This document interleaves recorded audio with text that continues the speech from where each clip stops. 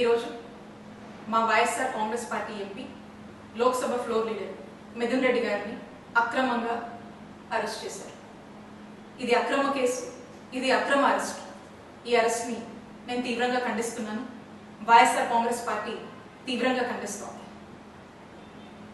ఎటువంటి ఆధారాలు లేకుండా బిల్డప్ నెరేటివ్స్తో, కుక్డ్ స్టోరీస్తో వాటన్నిటినీ బేస్ చేసుకొని ఈ అక్రమ కేసుని మిథున్ రెడ్డి గారి మీద కట్టి మరి ఈ రోజున అరెస్ట్ చేశారు.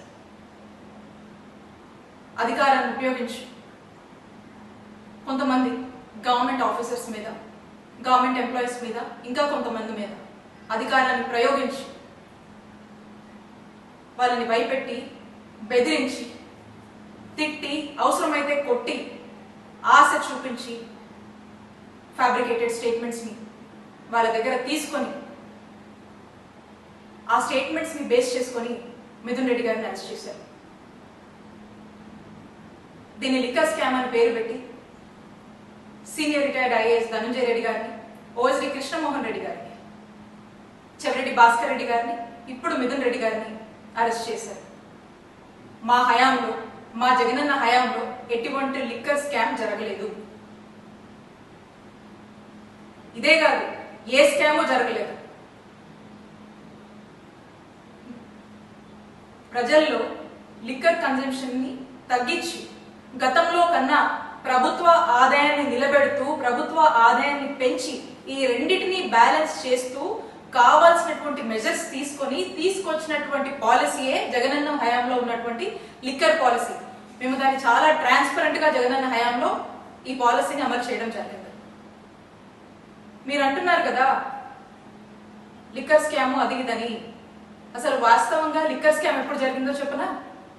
చంద్రబాబు నాయుడు గారి హయాంలో 2014 నుంచి 2019 వరకు మీరు తీసుకొచ్చినటువంటి లిక్కర్ పాలసీ రూల్స్ అన్ని డివేట్ అయ్యి ఏ విధంగా మీరు లిక్కర్ని ఏ విధంగా మీరు ఎక్స్ప్లాయిట్ చేశారో అప్పుడు జరిగింది. దాన్ని స్కామ్ అంటారు. ఇప్పుడు మళ్ళా చంద్రబాబు నాయుడు గారి హయాంలో ఈ సంవత్సర కాలంగా మీరు తీసుకొచ్చినటువంటి లిక్కర్ పాలసీ, అలాగే ఏ విధంగా మీరు సిండికేట్లు ఏర్పాటు చేసి మీకు నచ్చిన వాళ్ళకి షాపులు ఇచ్చి నచ్చిన రేట్లకి అమ్ముకోవచ్చు అనేటువంటి ఒక ఫ్రీడమ్ ఇచ్చి ఆఖరికి లిక్కర్ని డోర్ డెలివరీ దాకా కూడా తీసుకొచ్చి పెంచి పోషిస్తున్నారే, ఇది స్కామ్ అంటే. అప్పుడు ఇప్పుడు చంద్రబాబు నాయుడు గారి హయాంలో దీన్ని స్కామ్ అంటారు. వీళ్ళు స్కామ్ చేస్తూ మా జగనన్న హయాంలో లిక్కర్ స్కామ్ జరిగిందని మా వైఎస్ఆర్ కాంగ్రెస్ పార్టీ వాళ్ళని టార్గెట్ చేసి అక్రమంగా కేసులు పెట్టి, అక్రమంగా అరెస్టు చేసి, అక్రమంగా జైలు పాలు చేస్తా ఉన్నారు. ఈ అక్రమ కేసులు కట్టి, ఈ అక్రమ కేసులు పెట్టి, అరెస్టు చేసి, జైలు పాలు చేస్తే వైఎస్ఆర్ కాంగ్రెస్ పార్టీని ఇబ్బంది పెట్టొచ్చు, మా నాయకుడు జగన్మోహన్ రెడ్డి గారిని ఇబ్బంది పెట్టొచ్చు అని మీరు భావిస్తున్నారేమో.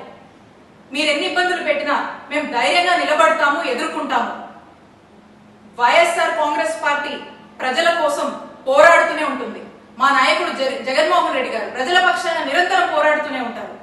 మేము మీకు స్పష్టం చేస్తుంది ఒక్కటే, వైఎస్ఆర్ కాంగ్రెస్ పార్టీ అదరదు, బెదరదు.